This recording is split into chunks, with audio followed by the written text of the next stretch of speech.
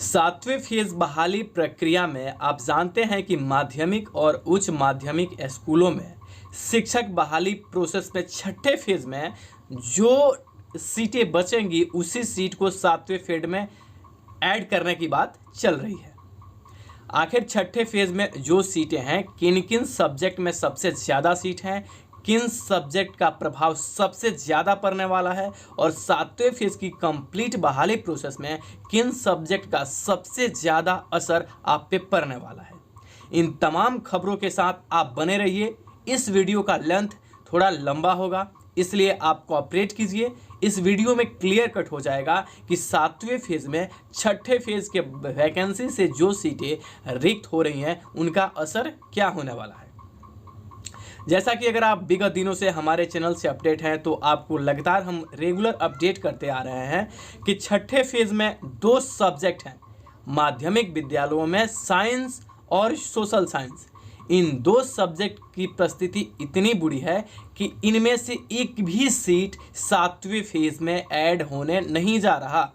तो विद्यार्थियों के बीच में कैंडिडेट भी सबसे ज़्यादा आप देखिए तो सोशल साइंस के हैं और उसके बाद साइंस के हैं, कंप्यूटर साइंस के बाद, और इसमें एक भी सीट सरकार के तरफ से ऐड होने का अभी तक कोई चर्चा नहीं है। इस पे हम विशेष बात करेंगे, लेकिन सबसे पहले हम कैमूर ज़िले का जो माध्यमिक विद्यालय और उच्च माध्यमिक स्कूलों में जो रिक्त सीटें थी उन सीटों के विरुद्ध कितने एप्लीकेशन आए थे और किन किन सब्जेक्ट पे सबसे ज़्यादा असर पड़ने वाला है, मैं आपको लाइव डिस्कशन कर रहा हूं और साथ ही आप यहां पे इस पूरे न्यूज़पेपर का कटिंग और आप यहां पे पूरा जो आंकड़ा है वो भी आप देखिएगा।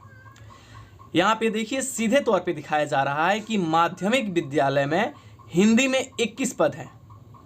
जरा गौर से समझिएगा, हिंदी में इसमें 21 पद हैं, लेकिन आवेदक कितने हैं? महज 18। ये सिर्फ एक डिस्ट्रिक्ट की बात की जा रही है जिसमें हिंदी में 21 पद हैं और एप्लीकेबल कैंडिडेट हैं 18। अगर आप संस्कृत के कुछ सब्जेक्ट को आप देखिए तो इसमें 22 सीटें हैं। सर विचार कीजिए, इसमें 22 सीटें हैं और कैंडिडेट एप्लीकेबल कितने हैं? महज 9।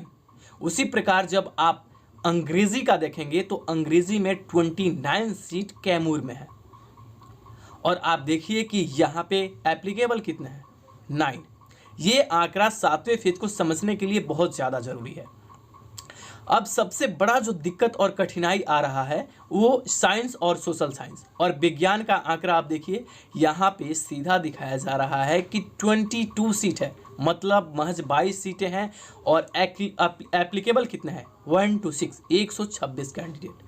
आप सोच सकते हैं कि साइंस में 26 सीटें हैं और कैंडिडेट जो अप्लाई करने वाले हैं वो 126 हैं। और विगत दिनों से अगर आप हमारे चैनल से अपडेट हैं तो मैं ये बताते आ रहा हूँ आप लोगों को कि साइंस में भी दिक्कत होने वाला है, क्योंकि सातवें फेज में साइंस की सीट ऐड होने के अभी तक कोई आसार नहीं है।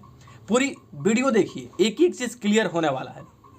उसी तरीके से जब आप मैथ में आए, भौतिक गणित में आइएगा तो आप यहाँ देखिए कि 18 सीट जो पद हैं वो हैं और एप्लीकेबल कितने हैं? 136। जी हाँ, आंकड़ा देखिए 136। ये समझना बहुत ज़रूरी है। जब आप सबसे बड़ा जो खेला है आप देखिए सोशल साइंस में, यहाँ पे सीट कितने दिखाई जा रही है? सीट है महज 28 और एप्लीकेबल कैंडिडेट हैं 2147।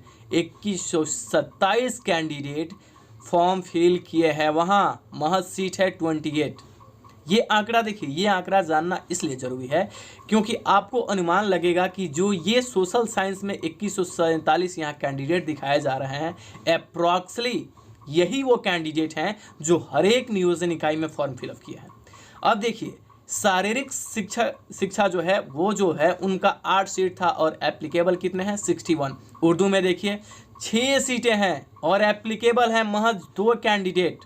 संगीत में देखिए 38 सीटें हैं सर और एप्लीकेबल है 6। इसी तरीके से बाई 2 आप सब्जेक्ट देख सकते हैं। ये रहा माध्यमिक का ब्यौरा। अब यहाँ जानना ये जरूरी है सर, आप जाइए मत, इस वीडियो को देखिए। जो कन्फ्यूज़न है उस कन्फ्यूज़न को दूर करना बहुत ज़्यादा ज़रूरी है। कुल मिलाकर के समझिए कि सातवें फेज बहाली में ये कौन से सीट ऐड होने जा रहे हैं। सबसे ज़्यादा कैंडिडेट सोशल साइंस के हैं, जो विगत दिनों से मैं आपको अपडेट करते आ रहा हूं, और इसमें मैक्सिमम कैंडिडेट जो हैं वो 7वें फेज़ में आएंगे। यहाँ देखिए कि 28 सीट पे 2147 कैंडिडेट हैं। अब 28 सीट पे सर 2100 अप्रॉक्स जो कैंडिडेट हैं, इनकी बहाली कितनी की होगी? और ये सारे कैंडिडेट 7वें फेज़ में आएंगे, लेकिन 7वें फेज़ में एक भी सीट ऐड होने नहीं जा रहे हैं। बाकी लैंग्वेज पेपर को जो मैं विगत दिनों से बताते आ रहा हूँ, आप देख रहे हैं कि लैंग्वेज पेपर में किसी को दिक्कत नहीं है। अगर स्टेट पे नंबर पे बहाली होती है तो आप गेस कीजिए कि लैंग्वेज पेपर में फिर कोई कैंडिडेट इस बार बचने नहीं जा रहा। तो कहीं ना कहीं ज़रूरी है कि स्टेट मार्क्स पे बहाली हो। फिर ये बात आगे चर्चा करने से पहले एक बात आप ध्यान दीजिए, पूरी प्रक्रिया में आप देख रहे हैं कि सरकार कह रही है कि सीट ऐड करने जा रहे हैं। महज यही जो सीट हैं जो लैंग्वेज पेपर के हिंदी, संस्कृत, अंग्रेजी और ये जो ललित कला, नृत्य, संगीत, उर्दू, इनकी सीट ही ऐड होने जा रहा है। अब ज़रा हम 10+2 जो उच्चतर माध्यमिक स्कूल हैं उन पर भी ज़रा एक नज़र दौड़ाते हैं। यहाँ देखिए, यहाँ पर दिखाया जा रहा है कि वनस्पति विज्ञान में 6 सीटें हैं और कैंडिडेट एप्लीकेबल कितने हैं? 1। गणित में देखिए 27 सीट है सर, 27 सीट, और एप्लीकेबल क्या है? एक भी नहीं।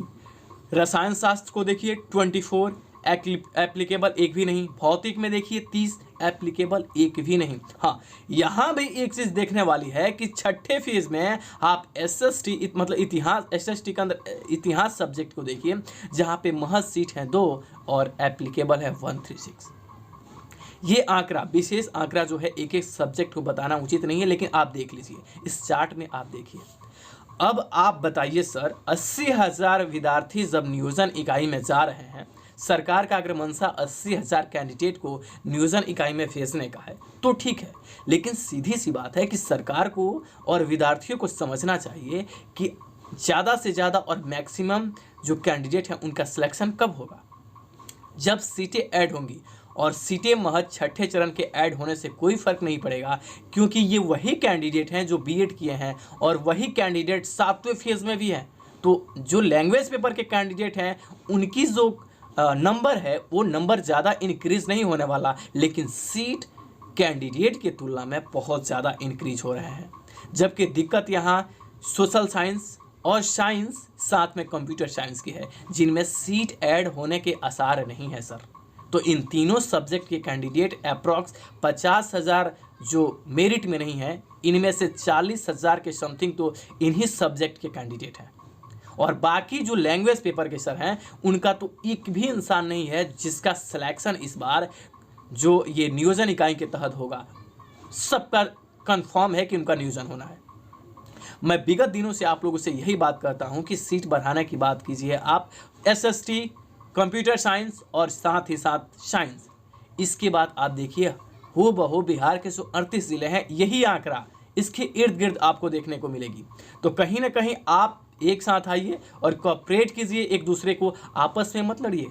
यहाँ जिस बात के लिए आप आ करके लड़ रहे हैं महोदय, माननीय बात को समझिए, आपका लड़ाई गलत मांगों के लिए होता है। और सबसे टच ट्रू आपके सामने उपस्थित हुआ है। टच ट्रू का एक ही फंडा है कि एक एक चीज़ से बारीकी से आपको अवगत कराया जाए और आप समझिए कि सीट की मांग कीजिए, स्टेट मार्क्स पे बहाली करने की ही बात कीजिए। ये जेन्युइन तरीका है एक अच्छे टीचर को सिलेक्ट करने का। मैं आशा करता हूँ कि हमारे द्वारा जो भी इन्फॉर्मेशन आपको प्रोवाइड कराए जाते हैं उससे आप संतुष्ट होंगे। अगर आप हमारे चैनल के हर एक एपिसोड से संतुष्ट होते हैं तो प्लीज़ हमारे चैनल को आप लाइक, शेयर एंड सब्सक्राइब कीजिए। इससे हमें क्या होता है कि हम खुद मोटिवेट होते हैं और हमें लगता है कि हमारे द्वारा जो जेन्युइन न्यूज़ आपको दिए जाते हैं आप इसे संतुष्ट होते हैं। तो प्लीज़ वीडियो के ज़्यादा से ज़्यादा आप शेयर कीजिए। और 7वें फेज़ यहाँ तक कि 6ठे फेज़ मैं लाइव ही आप लोगों के सम्मुख आऊँगा और एक एक पॉइंट को क्लियर कट करना इस चैनल का मोटो है।